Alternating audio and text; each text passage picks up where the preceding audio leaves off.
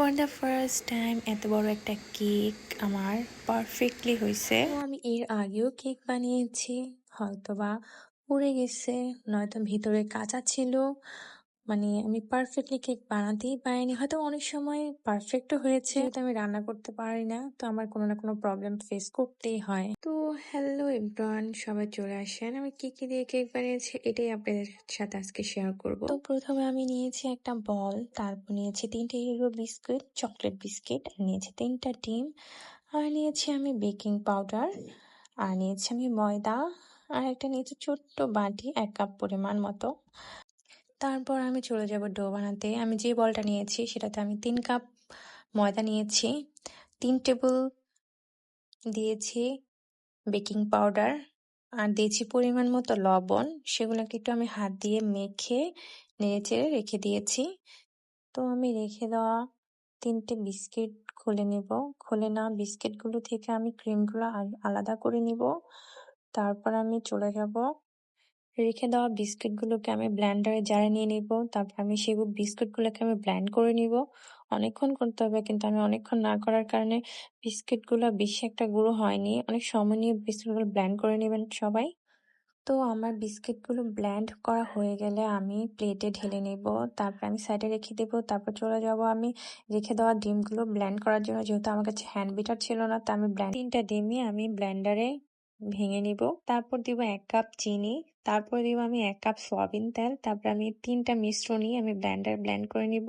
রেখে দেওয়া আমি ক্রিমগুলো এটার সাথে অ্যাড করে দিচ্ছি, একটু স্বাদ লাগবে সেজন্য।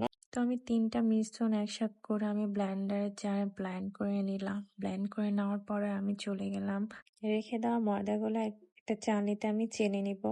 তারপর আমি চকলেটগুলোও চেলে নিব, যাতে কোনো দানা দানা ভাব না থাকে। তারপর আমি চকলেটগুলো ময়দার সাথে মেখে নিব। তারপর আমি অ্যাড করে দিব 1 চামচ, 1.5 চামচ আমি গুঁড়া দুধ দিয়েছি, এটা বড় চামচের। যাই হোক, আমার কাছে যেহেতু লিকুইড দুধ ছিল না, আমি এটা দিয়েই কাজ করেছি, গুঁড়া দুধ দিয়ে। তারপর আমি ব্লেন্ডারে ডিম আর চিনির মিশ্রণটা আমি একটু একটু করে অ্যাড করে দিব।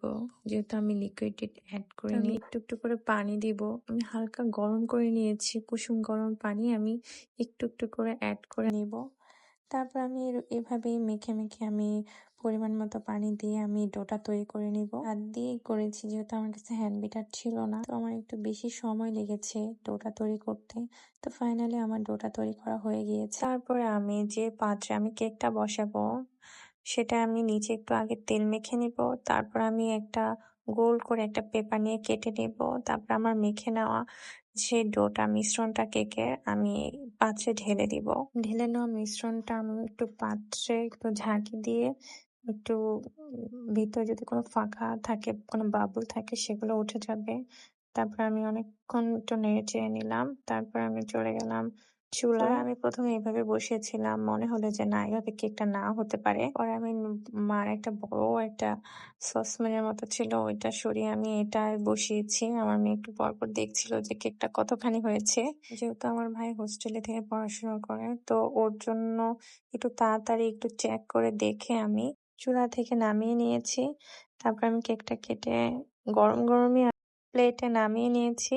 এখন আমার ননদ আর আমার মেয়ে ঝগড়া শুরু করেছে, কে কাটবে কে কাটবে। এর আগে আমার ননদ কেটে ফেলেছিল, তারপর বললাম তুমি এই পাশ দিয়ে ও কেটেছে, তা অন্য পাশ দিয়ে তুমি কাটো। ওদের কাটাকাটি শেষ হলে আমি সুন্দর করে পিচ পিচ করে কেটে আমি সবাইকে দিয়েছি। সবাইকে বলতে আমার মেয়ে খেয়েছে, ভাই খেয়ে গেছে, আবার একটু দিয়েও দিয়েছি।